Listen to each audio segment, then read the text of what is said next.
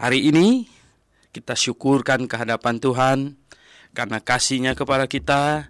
Kita masih bisa bernapas, kita bisa mempelajari firman-Nya. Kita sungguh-sungguh bersyukur kepadanya. Bersama dengan saya, Dr. Suhento Liao, dan istri Lilin, kita bersama-sama hari ini akan mempelajari firman Tuhan. Yang hari ini kita sampai di 2 Korintus pasal 2. 2 Korintus pasal yang kedua. Nah, sebelum membaca dan membahasnya, mari kita berdoa terlebih dulu. Bapa di sorga, kami mengucap syukur karena kami tahu Engkau mengasihi kami. Dan kami sepatutnya senantiasa mengucap syukur. Kami tahu bahwa Engkau memimpin hidup kami, menyelamatkan kami. Dan Tuhan, Engkau akan datang untuk membawa kami ke tempat-Mu, supaya di mana Engkau berada, kami pun ada di situ. Terima kasih Tuhan untuk janji-Mu, kami menantikannya. Dan sebelum Engkau datang menjemput kami ingin mempelajari firman-Mu. Oleh sebab itu, pimpinlah kami ya Tuhan. Kami berdoa dalam nama Tuhan Yesus Kristus. Amin. Oke, Lilin akan membacakan 2 Korintus pasal yang kedua. Karena pendek, hanya 17 ayat, jadi dibaca sekaligus saja. Demikian firman Tuhan. Aku telah mengambil keputusan di dalam hatiku bahwa aku tidak akan lagi datang kepadamu dalam duka cita.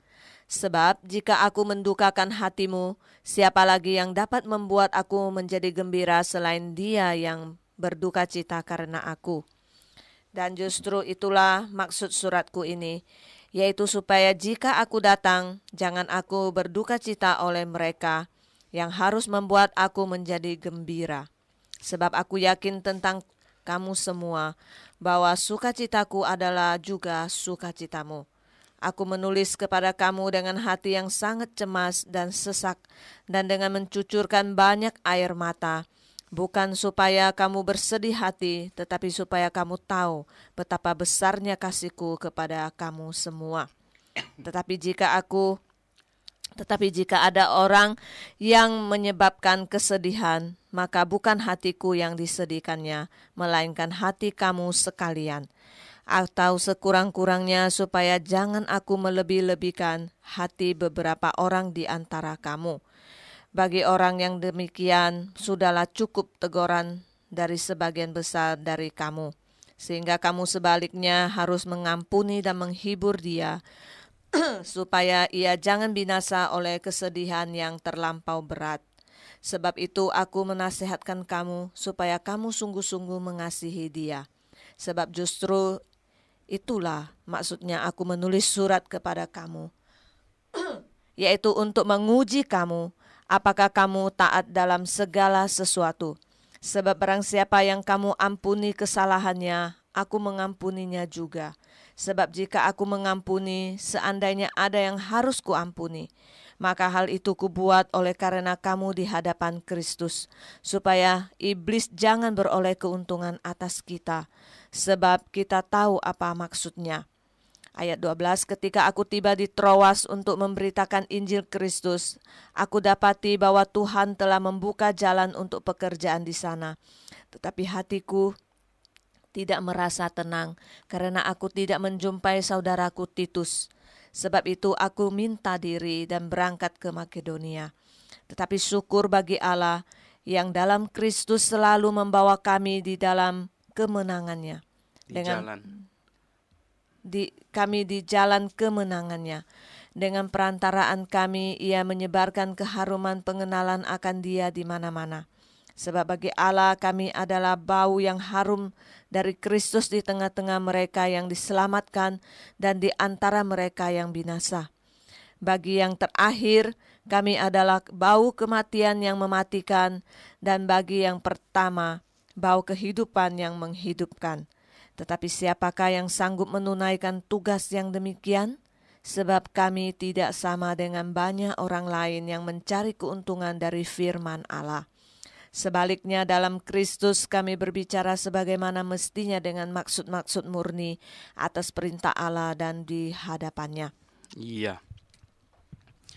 Oke, pendengar yang kami kasihi di dalam Yesus Kristus, kita lihat bahwa 2 Korintus ini adalah surat Rasul Paulus kepada jemaat Korintus setelah dikirimkan surat yang pertama yang isinya sangat keras, yang isinya banyak menegur mereka, di mana jemaat Korintus banyak kesalahan, banyak kekacauan di dalamnya, sehingga dikirimlah surat 1 Korintus yang sudah kita bahas, yang banyak isinya itu sungguh memberi teguran yang keras sekali. Dan kemarin kita sudah membahas 1 Korintus, di mana Rasul Paulus ingin mengunjungi jemaat Korintus, dan dia sudah berangkat dari Efesus, di mana di Efesus kalau kita baca di Kisah Rasul, itu sudah terjadi huru-hara. Demetrius, pada waktu itu Demetrius itu telah menghasut orang, ya, dan sehingga ya di ini Kisah Rasul pasal 19, bagian perikop terakhirnya, di mana Demetrius itu telah menghasut orang-orang kota Efesus untuk melawan usaha Rasul Paulus, yang di mana Rasul Paulus sebenarnya sudah mendirikan sekolah teologi di ruang kuliah Tiranus yang mungkin disewa pada waktu itu, dan sehingga Rasul Paulus harus berangkat dari Efesus. Nah, ketika Rasul Paulus berangkat dari Efesus dan menuju ke Makedonia, di daerah Makedonia, dan sekarang Rasul Paulus menulis surat 2 Korintus ini dari salah satu kota di Makedonia. Sangat mungkin dari kota Filipi, atau kalau bukan Filipi berarti dari Berea atau Tesalonika. Ya, jadi pendengar yang kami kasihi di dalam Yesus Kristus, di dalam perjalanan Paulus di Makedonia, dan dia berkata dia tidak lama lagi akan tiba di Korintus, ya, yaitu di provinsi Akaya. Nah, pendengar yang saya kasih dalam Yesus Kristus, sebelum Rasul Paulus sampai di Korintus, ketika dia masih di Makedonia, dia kirim surat ini. Mungkin ada hal yang memang cukup mendesak untuk dinasehati atau diselesaikan, sehingga dia perlu kirim surat dulu sebelum kedatangannya. Dan dia juga menginginkan supaya pada saat dia datang nanti, situasinya sudah berbeda, ya, sudah ada hal yang baik dijumpai, sehingga ya tidak perlu lagi menyelesaikan hal-hal yang negatif, ya, yang menyebabkan duka cita. Nah, di pasal 2 ini itu sambungan sebenarnya, di bagian akhir dari pasal 1, Rasul Paulus berbicara bahwa mereka yang sudah diselamatkan itu adalah orang yang sudah diurapi oleh Allah dengan Roh Kudus. Jadi Roh Kudus masuk ke dalam hati, itu adalah pengurapan dari Allah. Jadi tidak ada manusia yang bisa mengurapi orang hari ini, ya. Pengurapan yang datang dari Allah itu adalah pada saat orang itu bertobat dan percaya, Roh Kudus masuk ke dalam hatinya. Nah, itulah pengurapan, ya. Itulah pengurapan yang dari Allah, pengurapan dari Yang Kudus. Kalau di dalam 1 Yohanes, ya, di dalam surat Yohanes yang pertama, di pasal yang kedua, di ayat yang ke-20, tetapi kamu telah beroleh pengurapan dari Yang Kudus, yaitu dari Allah, ya. Jadi pada waktu kamu diselamatkan, pada waktu kamu percaya Tuhan Yesus, bertobat dan percaya kepada Tuhan Yesus, Roh Kudus masuk ke dalam hati, di dalam Efesus pasal 1 ayat 13. Jadi dari ayat-ayat Alkitab ini kita simpulkan sesuatu, bahwa ketika seseorang bertobat dan percaya kepada Tuhan Yesus, dan pada saat itulah terjadi Roh Kudus masuk ke dalam hatinya, dan peristiwa ini disebut pengurapan dari Yang Kudus, ya. Pengurapan dari Yang Kudus, sehingga kita sungguh-sungguh sudah diselamatkan, yaitu Roh Kudus masuk ke dalam hati kita. Nah, adanya pada masa sekarang ini orang-orang yang katanya mengurapi orang dan lain sebagainya, itu adalah justru menggenapi apa yang dinubuatkan oleh Tuhan Yesus. Akan datang banyak orang yang diurapi, yaitu yang disebut Mesias. Mesias itu artinya orang yang diurapi. Nah, akan datang banyak orang yang menyebut dirinya diurapi. Nah, padahal itu palsu, ya, palsu, karena itu Kristus palsu. Nah, jadi pendengar yang saya kasih dalam Yesus Kristus, kita harus ekstra hati-hati karena di akhir zaman ini penyesatan sedemikian rupa, ya, sehingga ya kita kalau sekiranya mungkin di dalam Matius pasal 24 dikatakan sekiranya mungkin iblis itu ingin menyesatkan orang-orang yang telah masuk ke dalam pemilihan, ya, yaitu orang-orang yang telah terpilih, gitu. Nah, di sini di pasal 2, aku telah mengambil keputusan di dalam hatiku, kata Rasul Paulus, ya. Dia sudah ambil keputusan di dalam hatinya bahwa ia tidak akan datang lagi kepada jemaat di Korintus dalam duka cita. Dia mengambil keputusan dia tidak ingin datang ke Korintus untuk menegur orang, ya, untuk menertibkan, untuk melakukan hal-hal yang negatif, ya, katanya. Jadi yang membawa kesedihan, membawa duka cita, ya, sebab jika aku mendukakan hatimu, ya, jikalau dia datang ke sana harus menegur mereka lagi, harus ini menertibkan, itu hal yang tidak enak. Siapa lagi yang dapat membuat aku menjadi gembira selain dia yang berduka cita karena aku? Nah, mungkin Rasul Paulus dengar ada mereka yang di sana yang berduka cita karena dia. Rasul Paulus ingin mendapatkan penghiburan dari orang itu, bahwa orang itu sungguh-sungguh telah berubah, sungguh-sungguh telah insaf akan kesalahannya, dan sekarang telah menjadi orang Kristen yang baik, menjadi anggota jemaat yang baik. Nah, itu adalah suatu penghiburan tentu, ya. Dan kalau bukan yang demikian yang mendatangkan penghiburan, katanya, dari siapa lagi dia mendapatkan penghiburan? Dan justru itulah maksud suratku ini, yaitu supaya jika aku datang, katanya, jika dia datang, jangan aku berduka cita oleh mereka. Jangan lagi ada yang bikin masalah, gitu, ya. Jangan ada yang menyebabkan duka cita lagi, yang seharusnya membuat aku jadi gembira, ya. Yang seharusnya orang itu membuatnya menjadi gembira. Nah, ada hal-hal yang indah. Nah, memang, ya, jemaat itu baik, jemaat itu sungguh setia, jemaat itu patuh kepada perintah-perintah firman Tuhan, akan menyebabkan kegembiraan bagi orang-orang yang memberitakan Injil, bagi orang-orang yang berdoa untuk jemaat itu, bagi orang-orang yang mungkin, ya, sudah pindah ke tempat lain tetapi ingin mendengar hal-hal yang menggembirakan, hal-hal yang membuat, ya, semua orang bersukacita. Sebab aku yakin, tentang kamu semua, kata Rasul Paulus tentang jemaat di Korintus, bahwa sukacitaku adalah juga sukacitamu. Ya, tentu, ya, artinya Rasul Paulus ingin supaya dari jemaat Korintus dapatkan sesuatu yang membuatnya sukacita.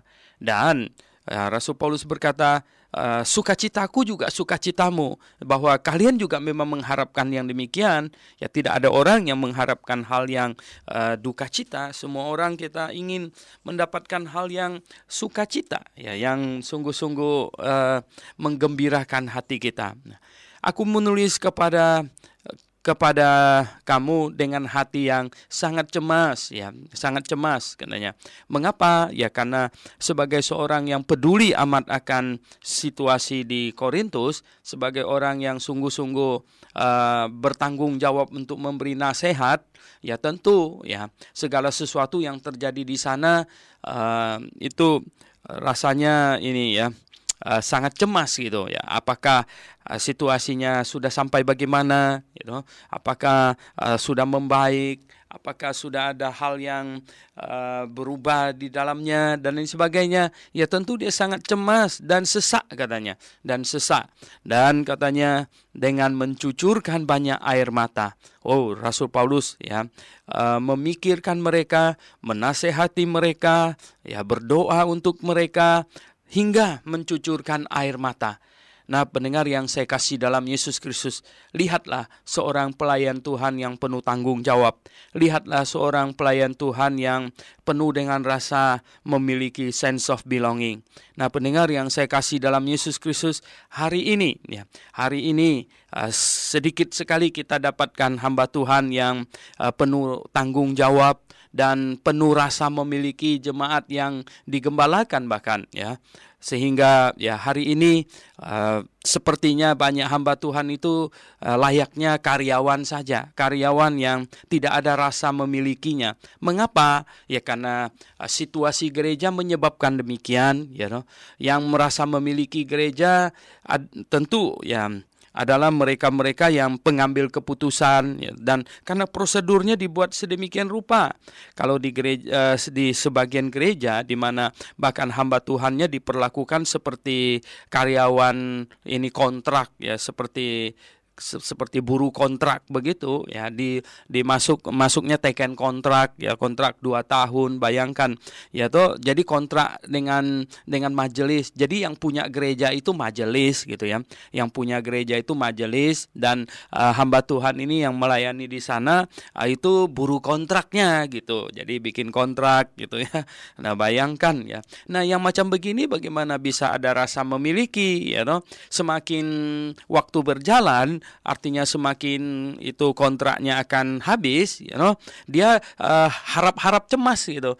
Ya apakah masih disambung apa tidak, dan lain sebagainya. Apakah anaknya perlu pindah ya sekolahnya dan lain-lain sebagainya. Sangat tidak pasti, sehingga menyebabkan ya tidak mungkin ada rasa sense of belongingnya. Akan bagaimana bisa mencucurkan air mata sambil berdoa untuk jemaat itu. Mencucurkan air matanya mungkin sih cucur-cucur juga ya, tetapi cucurnya itu bukan memikirkan jemaat itu, memikirkan sedihnya jadi hamba Tuhan ya, memikirkan ini tidak ada kepastiannya dan bagaimana anaknya mau sekolah di mana, sedihnya jadi hamba Tuhan. Itu yang menyebabkan air mata bercucuran, bukan mencucurkan air mata memikirkan bagaimana penggembalaan ya jemaat ini.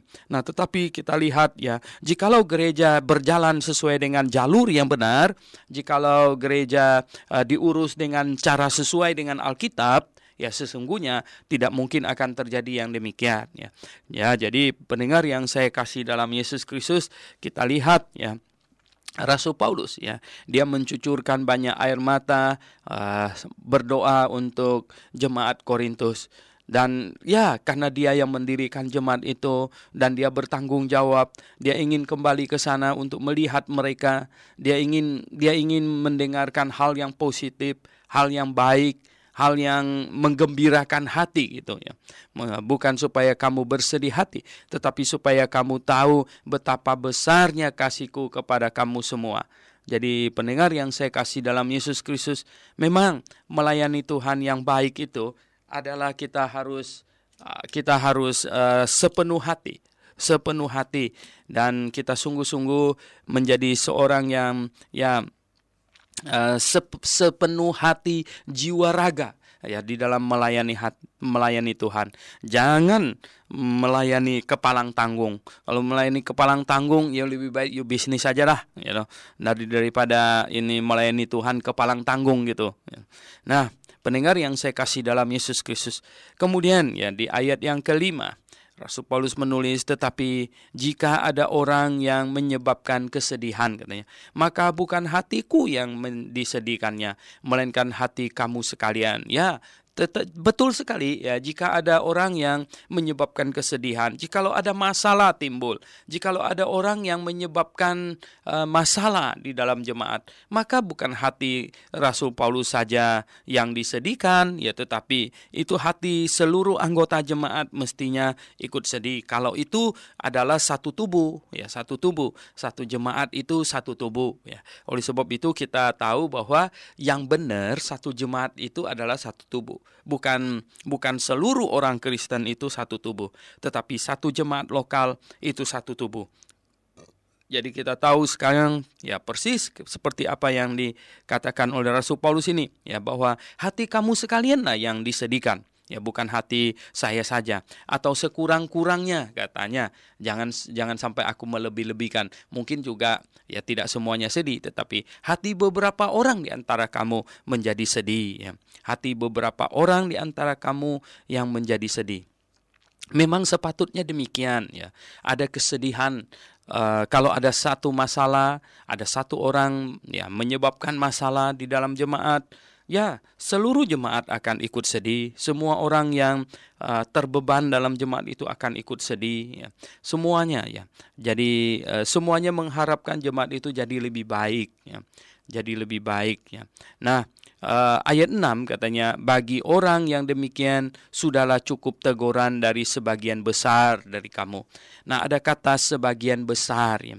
Sebagian besar itu ya kita sebut itu majority atau ini mayoritas ya, mayoritas. Nah, sangat mungkin ini penafsiran bahwa Rasul Paulus sedang menyinggung orang yang ditegur oleh jemaat itu, karena di dalam 1 Korintus Rasul Paulus ada di dalam pasal yang kelima dari 1 Korintus, Rasul Paulus sudah menulis supaya orang yang melakukan dosa ya, yang hidup dengan istri ayahnya itu betul-betul harus dibereskan ya. Itu orang harus dibereskan. Itu orang harus ditegur dengan sangat keras ya, sangat keras. Bahkan katanya serahkan tubuhnya kepada iblis ya. Jadi serahkan tubuhnya kepada iblis biar dia dibinasakan ya. Dan ya kalau dia tidak mau bertobat ya toh, jadi diusir dari jemaat ya. Orang tersebut dianjurkan supaya diusir dari jemaat. Bayangkan di 1 Korintus pasal 5 ya, kalau pendengar membacanya 1 Korintus pasal 5 itu orang itu dinasihati supaya diusir saja dari jemaat ya. Di sini di ayat yang ke-13 dari 1 Korintus pasal 15 itu disuruh ya, usirlah orang yang melakukan kejahatan dari tengah-tengah kamu. Artinya diumumkan dia bukan anggota lagi. Nah, sangat mungkin begini ya, setelah surat 1 Korintus ini diterima, yang 1 Korintus, kemudian ya terjadilah pembersihan terhadap jemaat di Korintus. Nah, banyak orang yang ditegur di situ. Dan sehingga ya kalau orang diusir dari jemaat itu kan harus voting ya. Jadi harus di voting ya, siapa yang setuju, siapa tidak. Nah, berarti ya mayoritas ya. Kalau voting itu artinya majority. Majority ya artinya mayoritas setuju. Nah, pendengar yang saya kasih dalam Yesus Kristus, begini ya. Disinilah memberitahukan kepada kita tentang bagaimana jemaat itu diurus, yaitu tentang suara mayoritas ya, suara mayoritas. Di dalam Injil Matius pasal yang ke-18, di situ Tuhan Yesus juga memberikan pengarahan tentang disiplin jemaat ya. Disiplin jemaat di dalam Matius pasal 18 dari ayat 15, kalau ada orang yang berbuat dosa, maka tegurlah dia di bawah 4 mata. Artinya ya berdua saja, tegurlah dia. Nah, jika dia mau bertobat, ya mendapatkannya kembali. Tetapi jikalau tidak, bawalah beberapa orang ya, 2 atau 3 orang sebagai saksi, tegurlah dia. Nah, kalau dia tidak bertobat, ya kalau dia bertobat ya baik. Kalau tidak bertobat, maka ya umumkanlah kasusnya kepada jemaat, katanya di ayat 17 dari Matius pasal 18. Nah, soalnya kepada jemaat. Nah, jemaat seluruhnya menegurnya. Kemudian kalau dia tidak mau bertobat, jemaat voting, ya dia dikeluarkan ya. Anggaplah dia seorang yang tidak mengenal Allah atau seorang pemungut cukai. Nah, di dalam 1 Korintus pasal 5, Rasul Paulus bilang, usirlah orang yang melakukan kejahatan dari tengah-tengah kamu. Nah, jadi ada keputusan mayoritas ya, keputusan mayoritas jemaat.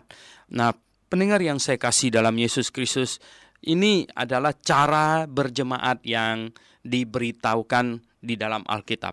Banyak orang, ya banyak pendeta tidak berani melakukan itu, ya sehingga terjadilah ini ya penggembalaan yang sebenarnya tidak bertanggung jawab. Dan itu menyebabkan gereja makin hari makin kacau, bahwa tidak ada ketertiban di dalam jemaat ya, karena gembalanya sendiri sebenarnya lumpuh. Gembalanya sendiri sebenarnya tidak memiliki otoritas apapun, karena dia apa? Karena dia buruh kontrak ya.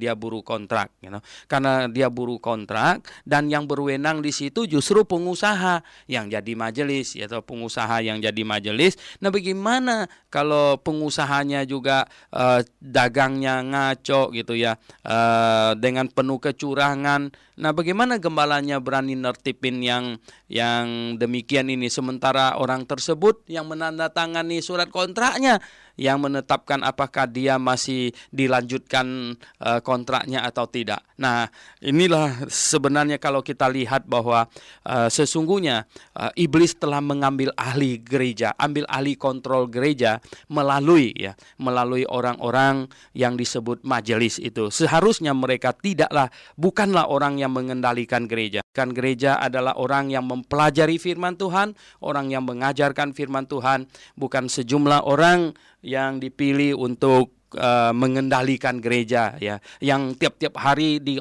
dalam kepalanya, di otaknya itu memikirkan bisnis saja gitu ya. Tidak, bukan yang demikian. Mestinya itu dikendalikan oleh orang yang tiap-tiap hari merenungkan firman Tuhan gitu. Oke, pendengar yang saya kasih dalam Tuhan, kita pasti melanjutkan. Kita kembali lagi ke dalam pembahasan kita di 2 Korintus pasal yang kedua.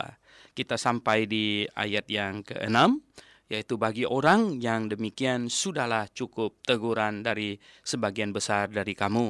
Nah, sebagian besar ini menunjukkan bahwa jemaat yang setuju dosa itu disingkirkan, jemaat yang setuju tentang penertiban, artinya ada orang yang bersalah diusir dari jemaat, itu mayoritas ya, artinya sebagian besar ya, jadi majority ya.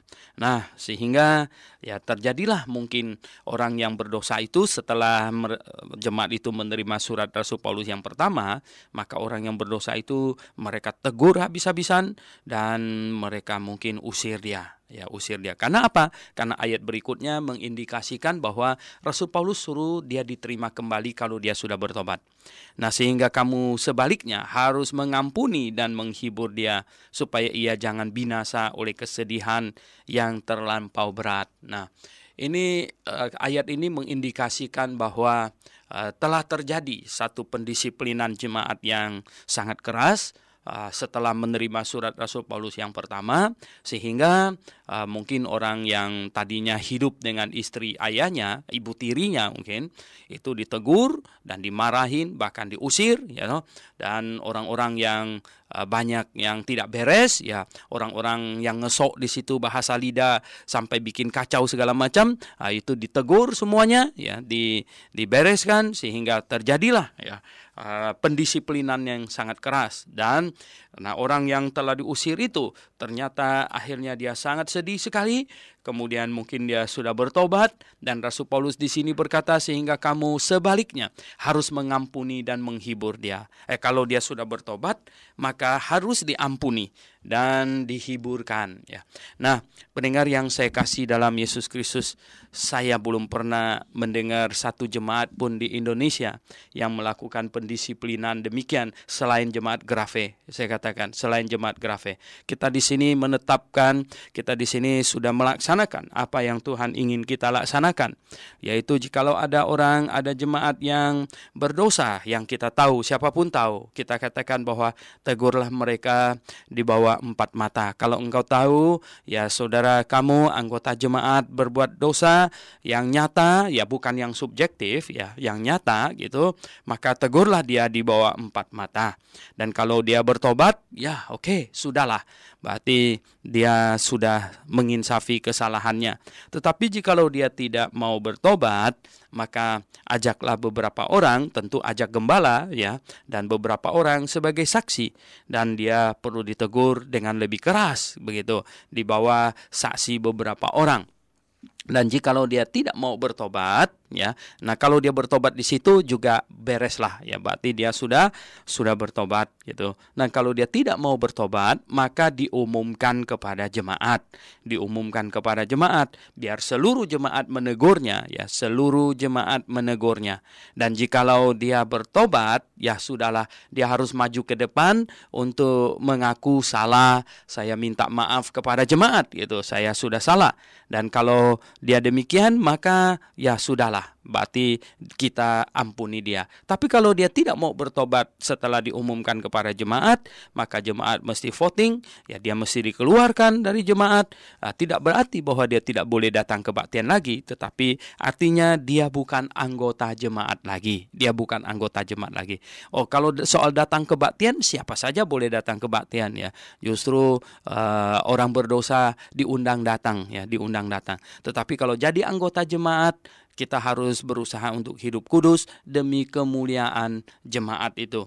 Jadi pendengar yang saya kasih dalam Yesus Kristus, nah kemudian ya, jikalau orang yang sudah dikeluarkan dari anggota jemaat, kalau dia mau masuk lagi, mau jadi anggota jemaat, ya kita juga akan menerimanya, yaitu dengan maju ke depan dan mengaku bahwa saya sudah salah dan sekarang saya kembali ingin menjadi jemaat di sini. Saya sudah mengaku tadinya saya sudah salah. Nah, yang demikian berarti kita harus mengampuninya seperti yang dinasihatkan oleh Rasul Paulus di sini, ya toh. Kalau dia sudah bertobat, katanya, sehingga kamu sebaliknya harus mengampuni dan menghibur dia supaya ia jangan binasa oleh kesedihan yang terlampau berat, ya. Supaya dia jangan sampai larut dalam kesedihan, kemudian terjebak lagi ke dalam dosa yang lebih berat lagi, atau dia menjadi tidak masuk lagi, ya, tidak berkumpul lagi bersama-sama dengan orang beriman, dan mungkin ya bisa hilang, ya, dia bisa terhanyut, ya, dan dia bisa mungkin melakukan hal-hal yang jauh lebih fatal, lalu pergi menyembah berhala dan lain sebagainya, ya. Nah, di ayat yang 8 dikatakan, sebab itu, ya, aku menasihatkan kamu supaya kamu sungguh-sungguh mengasihi dia. Nah, sungguh-sungguh mengasihi dia, mengampuninya dengan tulus, gitu ya. Mengampuninya dengan tulus, jadi tidak berpura-pura, sungguh-sungguh mengasihi dia. Nah, inilah kasih di dalam Yesus Kristus, ya. Kalau ada, ya kita tegur gitu. Tapi kalau dia bertobat, kita mengasihinya dengan tulus, ya. Kita menerimanya dengan tangan terbuka, dengan sungguh-sungguh, bukan dengan berpura-pura gitu. Nah, katanya, sebab itu aku menasihatkan kamu supaya kamu sungguh-sungguh mengasihi dia. Nah, sebab justru itulah maksudnya aku menulis surat kepada kamu. Jadi tujuan inilah Rasul Paulus menulis surat. Jadi inti dari kitab dari surat Rasul Paulus yang kedua kepada jemaat Korintus adalah untuk supaya memperbaiki apa yang perlu diperbaiki, yang atas hasil pendisiplinan yang dilaksanakan sehubungan dengan suratnya yang pertama, gitu. Jadi katanya, surat ini ditulis yaitu untuk menguji kamu apakah kamu taat dalam segala sesuatu, yaitu apakah kamu dapat menjalankan segala sesuatu yang Rasul Paulus nasihatkan itu dengan baik, gitu, dengan tepat, ya. Nah, inilah surat ini ditulis, ya, tujuannya yaitu supaya mengetahui, ya, menguji itu untuk mengetahui, ya, apakah kamu taat dalam segala sesuatu. Nah, pendengar yang saya kasih dalam Yesus Kristus, rasul memiliki otoritas untuk mengajar, mendidik, mendisiplinkan, dan semua tulisan rasul itu adalah perintah dari Tuhan, perintah dari Allah. Nah, itulah sebabnya kita membaca Korintus, kita berkata ini firman Tuhan, karena kita tahu bahwa Tuhan yang mengilhami Rasul Paulus menuliskannya. Dan inilah yang menjadi tolok ukur atau menjadi alasan kita menerima 27 kitab perjanjian baru kita itu sebagai firman Tuhan. Antara lain alasannya adalah itu karena rasul, ya, karena rasul yang menuliskannya. Ya. Karena kalau rasul yang menuliskannya, maka itu firman Tuhan. Atau yang kedua, yang ditulis berdasarkan cerita, berdasarkan sumber dari rasul. Itu juga firman Tuhan. Yaitu seperti Injil Markus, Injil Lukas, ya. Atau yang ketiga, nah surat itu dituliskan oleh pengajar pada waktu itu dan beredar selagi rasul masih hidup dan rasul tidak menentang tulisan itu. Maka itu juga diterima sebagai firman Tuhan. Sehingga totalnya ada 27 kitab perjanjian baru di tangan kita hari ini. Nah, jadi pendengar yang saya kasih dalam Yesus Kristus, karena apa katanya di ayat yang ke-10? Sebab barang siapa yang kamu ampuni kesalahannya, aku mengampuninya juga. Jadi kalau kalian sudah mengampuni kesalahannya karena dia menunjukkan sikap bertobat, ya maka saya juga sudah ikut mengampuninya. Jadi hati saya ikut mengampuninya, itu kata Rasul Paulus, ya. Sebab jika aku mengampuni, ya seandainya ada yang harus kuampuni, katanya, ya. Nah, karena seharusnya itu adalah keputusan jemaat, bukan keputusan perorangan. Ya, keputusan jemaat bahwa itu mengampuni orang itu berarti dia diterima kembali, ya. Maka hal itu kubuat oleh karena kamu di hadapan Kristus. Jadi hal itu dibuat, ya, dengan ini di hadapan Kristus, ya, kubuat oleh karena kamu. Jadi demi jemaat Korintus, ya. Rasul Paulus bilang kalau jemaat Korintus sudah mengampuni, ya saya mengampuni, gitulah. Ya, kalau jemaat Korintus tidak mengampuni, saya tidak mengampuni. Jadi itu jemaat Korintus, ya. Itu haknya jemaat Korintus. Jadi jemaat Korintus melaksanakan ketetapan Tuhan. Jemaat yang benar, jemaat yang baik itu harus, ya, melaksanakan ketetapan Tuhan. Jadi Tuhan mau kita dalam berjemaat itu kita membangun karakter yang kudus, ya. Jadi banyak orang berpikir bahwa kalau saya tidak pergi ke gereja masuk surga enggak? Oh ya, masuk surga itu bukan masalah pergi ke gereja. Masuk surga itu adalah bertobat dan percaya kepada Tuhan Yesus. Tidak ada masuk surga karena saking rajinnya ke gereja, enggak ada yang macam begitu. Jadi seseorang bisa masuk surga adalah jikalau dia sudah bertobat dan percaya kepada Tuhan Yesus, maka dia pasti masuk surga, gitu. Dan lalu Tuhan mau orang yang sudah pasti masuk surga itu, Tuhan mau kita berjemaat, gitu. Tuhan mau kita berjemaat. Mengapa? Ya karena ketika kita bertobat dan percaya kepada Tuhan Yesus, kita menerima posisi yang kudus dan hati yang kudus. Itu modal untuk masuk surga. Tetapi Tuhan mau sementara kita tinggal di dunia ini, kita membangun karakter yang kudus. Nah, berjemaat itu adalah salah satu cara kita membangun karakter yang kudus. Karena di dalam kita berjemaat itulah kita mendengar pengajaran lagi. Di dalam kita berjemaat itulah kita satu dengan yang lain saling menasehati, sehingga jikalau ada karakter kita yang masih tidak beres, bisa dibereskan. Di dalam berjemaat itulah kita disiplinkan, kita ditegur, kita dinasehati. Nah, berjemaat yang benar itu adalah penuh dengan pengajaran dan penuh dengan nasihat, penuh dengan penghiburan, penuh dengan kata-kata yang saling menguatkan, gitu. Itu berjemaat. Oleh sebab itu orang Kristen yang sudah diselamatkan, ya sepatutnya kita berjemaat, ya, berjemaat dengan baik, gitu. Karena dengan berjemaat juga kita menjaga kebenaran yang telah menyelamatkan kita, Injil itu, kemudian mengestafetkannya kepada generasi yang berikut di dalam kita berjemaat. Nah, jikalau setiap orang yang sudah diselamatkan percaya Tuhan, kita tidak berjemaat, lalu masing-masing tinggal di rumah, maka Injil yang telah menyelamatkan kita akan berhenti sampai pada generasi kita. Generasi berikut belum tentu ada Injil lagi untuk menyelamatkan mereka. Oleh sebab itu Tuhan mau kita berjemaat, dan Tuhan mau kita berjemaat dengan benar, dengan baik, ya. Artinya ada gembala yang betul-betul menggembalakan jemaat, bukan buruh kontrakan gitu. Ya, jadi gembala yang benar-benar menggembalakan jemaat, dan dia benar-benar mengajar dengan sepenuh hati, dan dia benar-benar itu memberi nasihat, dan dia benar-benar menertibkan gitu. Dia benar-benar menegur, ya. Dia benar-benar mendisiplinkan jemaat. Nah, gembala demikianlah yang sebenarnya diharapkan oleh Tuhan untuk menggembalakan kawanan dombanya. Jadi pendengar yang saya kasih dalam Yesus Kristus, kita lihat di sini katanya orang yang demikian, ya, harus diampuni dan diterima kembali kalau dia bertobat. Alasannya di ayat 11, supaya iblis katanya jangan beroleh keuntungan atas kita, sebab ya kita tahu apa maksudnya. Iblis itu mencari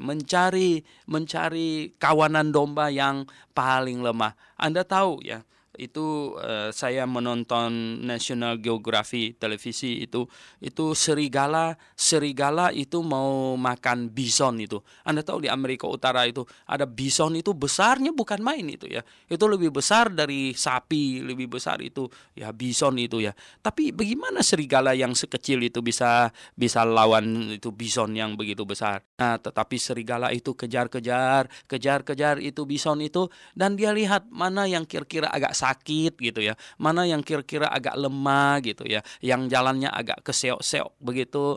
Itu yang menjadi sasaran, ya. Yang sehat walafiat itu nggak bisa, ya, bisa ditanduk dan terpental itu serigalanya. Tapi dia cari yang kira-kira agak sakit gitu, dan yang nggak lemah gitu. Nah, demikianlah iblis berusaha untuk, ya, menghancurkan jemaat.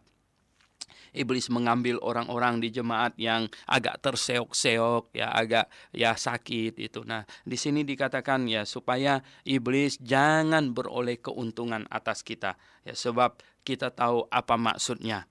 Nah, pendengar yang saya kasih dalam Tuhan, kita lihat di ayat 12, ya. Sekarang di ayat 12 sampai dengan 17. Ya. Ayat 12 sampai 17 katanya, ketika aku tiba di Troas untuk memberitakan Injil Kristus, aku dapati bahwa Tuhan telah membuka jalan untuk pekerjaan di sana. Ya, ada pekerjaan di Troas yang terbuka, ya. Indah sekali, ya. Tetapi hatiku tidak merasa tenang karena aku tidak menjumpai saudaraku Titus.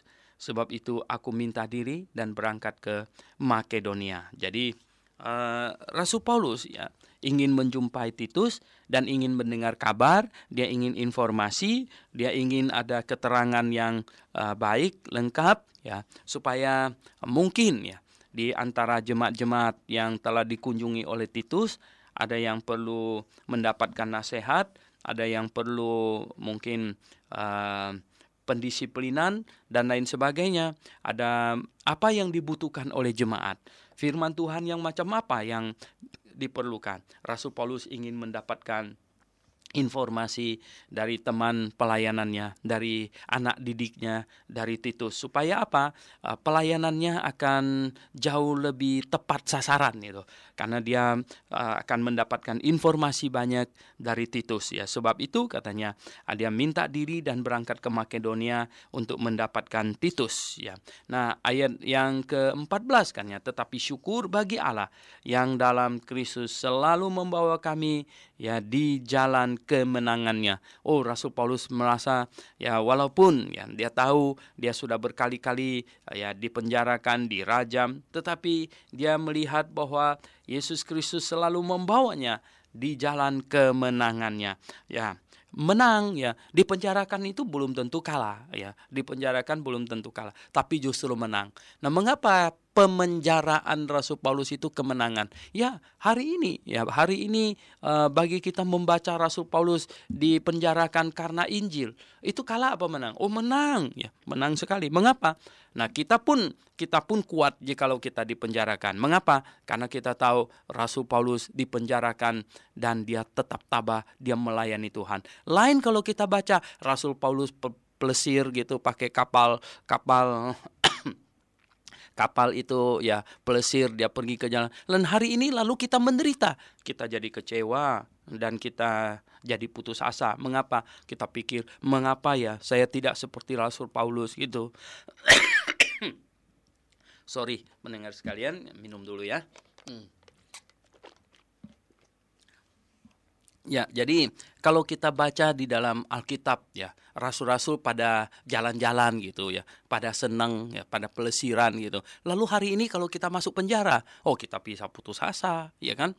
Kita bisa berpikir, aduh Tuhan, kenapa saya ini kenapa saya masuk penjara gitu ya? Mengapa saya susah macam begini? Nah, tetapi sekarang ini kita baca Rasul Paulus dipenjarakan, berapa kali dia dirajam, berapa kali dia diderah dan lain sebagainya. Dan ya, sehingga kita hari ini bisa kuat. Wah, kalau saya cuma di penjara saja masih kalah jauh dibandingkan dengan Rasul Paulus yang penderitaannya jauh-jauh di atas saya. Nah, oleh sebab itulah maka pemenjaraan Rasul Paulus itu adalah kemenangan, Ya, banyak orang Kristen tidak menyadari bahwa ya, Tuhan mengizinkan penderitaan menimpa kita itu adalah sebuah kemenangan. Ya, ketika kita melewati itu adalah sebuah kemenangan dan itu akan ya memberikan semangat, akan memberikan dorongan kepada generasi-generasi berikut supaya mereka tabah, Nah, iblis nyusup masuk ke dalam kekristenan dan menghembuskan doktrin yang ngaco ya, doktrin yaitu teologi sukses ya, seolah-olah kalau Anda tidak kaya Tuhan tidak menyertai, kalau Anda ditangkap, Anda disiksa demi Kristus berarti Tuhan tidak menyertai kamu. Ini teologi yang ngaco yang iblis susupkan ke dalam kekristenan, sehingga teologi demikian akan menyebabkan banyak orang putus asa ya toh. Nah, kenapa saya tidak kaya-kaya? Apakah Tuhan tidak senang sama saya? Nah, banyak orang yang putus asa oleh karena teologi yang ini disusupkan oleh iblis ini ya. Jadi kita lihat ya, di sini kita lihat ya katanya, tetapi aku bersyukur ya Tuhan selalu menuntun di jalan yang menang. Dengan perantaran kami ia menyebarkan keharuman pengenalan akan dia di mana-mana. Jadi Rasul Paulus dengan kehadiran mereka Allah menyebarkan keharuman di mana-mana. Nah, di ayat 15 ini sangat indah ini, 15-16 ini katanya. Sebab bagi Allah kami adalah bau yang harum dari Kristus di tengah-tengah mereka yang diselamatkan dan di antara mereka yang binasa. Bagi yang akan diselamatkan itu bau harum katanya. Nah, bagi yang terakhir, bagi yang akan binasa, kami adalah bau kematian yang mematikan, dan bagi yang pertama bau kehidupan yang menghidupkan. Nah, pendengar yang saya kasih dalam Yesus Kristus, seorang teman saya katanya ini Yesus Kristus itu seperti durian katanya, seperti bau durian. Nah, durian itu gini ya, bagi yang mau makan durian, wah wangi katanya, durian itu wangi. Wah, bagi yang nggak mau makan durian, ampun baunya katanya begitu. Nah, jadi pendengar yang saya kasih dalam Yesus Kristus, bagi orang yang diselamatkan, bagi orang yang memberi tanggapan positif terhadap Injil, maka Rasul Paulus bilang bahwa dia itu bau harum sekali. Tapi bagi orang yang binasa, bagi orang yang menolak Injil, bagi orang yang tidak mau diselamatkan, maka Rasul Paulus itu baunya itu bau kematian gitu. Jadi, nah pendengar yang saya kasih dalam Yesus Kristus, inilah ajaibnya kita ya. Saya selalu berkata kepada jemaat saya, kepada orang Kristen, bahwa ya di mana Yesus Kristus ditinggikan, maka hamba Tuhan yang benar akan ditinggikan dan akan disayang ya, akan dihormati. Di mana Tuhan Yesus tidak dihormati, di mana Tuhan Yesus hanya dimanfaatkan, maka hamba Tuhan tidak dihormati juga di situ. Hamba Tuhan tidak disayang juga di tempat itu. Nah, pendengar yang saya kasih dalam Yesus Kristus, karena apa? Karena ini kata Rasul Paulus ya, bagi orang yang akan diselamatkan, bagi orang yang baik, bagi orang yang memberi tanggapan positif terhadap Injil, maka mereka itu adalah bau harum, ya harum sekali. Tapi bagi yang akan binasa, bagi mereka yang menolak Injil, bagi mereka yang tidak mau dibukakan matanya, maka Rasul Paulus ya, dan juga tentu semua pemberita Injil adalah bau kematian ya, adalah bau yang mematikan. Oleh sebab itu, pendengar yang saya kasih dalam Yesus Kristus, mari kita beritakan Injil, jangan putus asa ya. Nah, memang kalau kita mendapat pertentangan, mendapat perlawanan, kita tahu ya, mungkin dia tidak mau diselamatkan, dia tidak mau menerima Injil, maka diri kita ini adalah bau kematian baginya. Tetapi bagi yang menyambut Injil, bagi yang akan diselamatkan, mereka akan bersyukur, dan bersyukur. Saya baru seminar di Kalimantan Barat, saya katakan ya kepada mereka ya bahwa kepada hamba-hamba Tuhan yang melayani di kampung-kampung, saya berkata kepada mereka begini, saya bilang, sampaikan firman Tuhan dengan tulus, dengan berani, dengan sebenar-benarnya. Ya, banyak jiwa akan diselamatkan, dan tiap-tiap jiwa yang diselamatkan oleh pemberitaan Injil yang Anda lakukan, mereka hutang nyawa kepadamu. Ya. Jadi barang siapapun yang diselamatkan oleh Injil yang kita beritakan, maka dia berhutang ya, dia berhutang. Oleh sebab itulah maka seharusnya ya orang di dalam Alkitab diajarkan, seharusnya orang yang telah menerima ini kekayaan rohani yang dimiliki, yang disampaikan oleh seorang pelayan Tuhan, maka dia harus ya dengan penuh ucap syukur, dengan penuh rasa berterima kasih membagikan juga harta materi yang dimilikinya. Karena dia menerima harta rohani, maka sepatutnya dia membagikan harta materi sehingga terjadilah keseimbangan itu. Jadi pendengar yang saya kasih dalam Yesus Kristus di sini, tetapi siapa yang sanggup menunaikan tugas yang demikian, yang menjadi bau harum sekaligus bau busuk yang mematikan? Ya, sebab kami tidak sama dengan banyak orang lain yang mencari keuntungan dari firman Allah. Ya, Rasul Paulus bilang dia tidak mencari keuntungan dari firman Allah. Bukan jadi orang yang ini ya memakai nama Yesus untuk mencari keuntungan. Hari ini saudara yang saya kasih dalam Yesus Kristus, coba Anda amatin dengan sebaik-baiknya ya. Buka matamu lebar-lebar. Banyak orang Kristen pergi ke gereja matanya tertutup itu ya. Nah, Anda buka mata lebar-lebar ya. Bagaimana cara gereja di situ itu dijalankannya? Ya, ini bagaimana itu ya? Apakah di situ hanya mendorong-dorong orang supaya kasih persembahan banyak-banyak dan kemudian persembahannya semuanya dibawa pulang sama gembalanya? Nah, sama ini hamba Tuhan di situ. Nah, mencari keuntungan dari firman Allah. Kata Rasul Paulus, kami bukan tipe yang demikian. Sebaliknya dalam Kristus kami berbicara sebagaimana mestinya, melainkan melayani dengan tulus, dengan sebagaimana mestinya, dengan tidak mengurangi kebenaran, dengan tidak takut kepada siapapun, dengan maksud murni atas perintah Allah di hadapannya. Jadi dengan setulus-tulusnya, dengan semurni-murninya Injil diberitakan, kebenaran ditegakkan, tanpa memandang siapapun juga, mengajar dengan setepat-tepatnya. Itulah yang Rasul Paulus lakukan di dalam pelayanannya, dan jemaat Korintus perlu tahu akan hal itu, dan kita hari ini juga perlu tahu akan hal itu, dan kita mengaminkannya.